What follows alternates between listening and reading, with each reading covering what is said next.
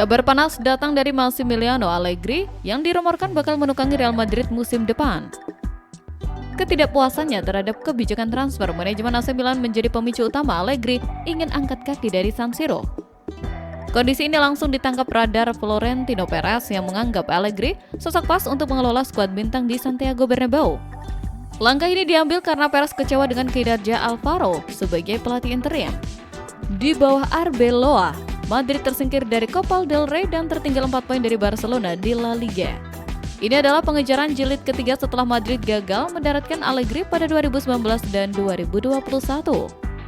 Dengan situasi Milan yang kian tak kondusif, kepindahan Allegri ke Spanyol pada musim panas 2026 tampak menjadi opsi paling logis bagi kedua pihak. Berita selanjutnya, Tottenham Hotspur dalam situasi kritis setelah kalah 1-3 dari Crystal Palace. Hasil ini membuat Spurs terjun bebas dan hanya terpaut satu angka dari zona degradasi. Tim asuhan Igor Tudor kini mencatatkan rekor buruk 11 laga tanpa kemenangan, sejarah terkelam klub yang memicu ancaman turun kasta pertama kali sejak 1977. Secara kronologi, Spurs sempat unggul lewat Dominic Solanke, namun momentum hancur saat Mickey van de Ven di kartu merah karena melanggar Ismail Assar. Sarr kemudian menyamakan kedudukan lewat titik putih. Bermain dengan 10 orang membuat pertahanan Spurs runtuh. 2 gol tambahan dari Jorgen dan gol kedua dari Sarr memastikan kemenangan Palace sebelum turun minum. Skor bertahan hingga laga usai di tengah tekanan besar supporter tuan rumah. Premier League musim ini sedang berada di fase paling puitis sekaligus menyiksa. Arsenal masih memimpin dengan 64 poin, namun Manchester City membayangi dengan selisih 5 angka plus 1 tabungan laga.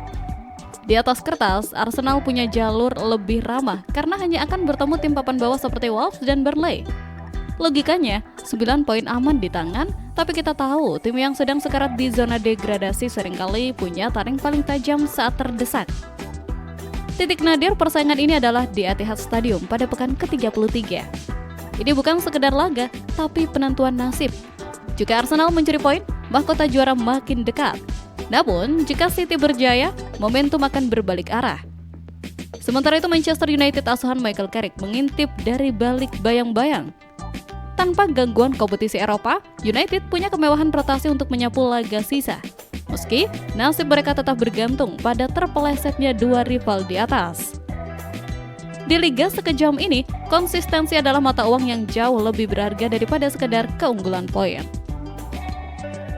Di berita selanjutnya, Santiago Bernabeu berubah menjadi ruang duka yang dingin setelah kekalahan 1-0 dari Getafe. Hasil ini membuat Barcelona kini melenggang nyaman dengan keunggulan 4 poin. Siulan pedas publik tuan rumah tak lagi hanya menyasar pemain, tapi sudah merambat hingga desakan mundur untuk sang presiden. Suasana ruang ganti pun dikabarkan hancur total, penuh ketidakberdayaan dan rasa pedih yang mendalam. Informasi dari internal tim menyebutkan bahwa para pemain merasa kini hanya tersisa Liga Champions untuk dikejar. Pernyataan ini seolah menjadi pengakuan bahwa perburuan La Liga sudah tamat, meskipun secara matematis peluang masih ada. Namun, mencari perlindungan di kompetisi Eropa pun bukan perkara mudah bagi Madrid. Mereka sudah ditunggu Manchester City di bagan yang dihuni tim-tim kolektor 31 gelar Eropa. Saat optimisme hilang, Real Madrid kini hanya bisa berharap pada magis tersisa untuk menyelamatkan musim mereka agar tidak berakhir menjadi tragedi total. Assalamualaikum 3 besar. Tolong kabarkan pada dunia, jika ada tim dengan 9 nyawa yang hobi merusak mental rival, Manchester United adalah jawabannya. Di bawah dinginnya kendali Michael Carrick, setan merah meroket ke papan atas sejak mematenkan DNA Carrick Ball yang anti kalah.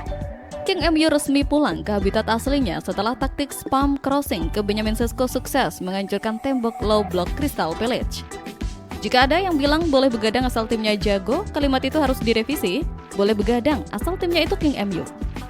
Transisi dari era Ruben Amorim yang kaku kini berubah menjadi romansa yang mengerikan. Carrick pulang ke rumah lamanya membawa kebebasan yang mematikan. Puncaknya di menit ke-28, meski sempat kecolongan gol cepat, United tak sedikit pun panik.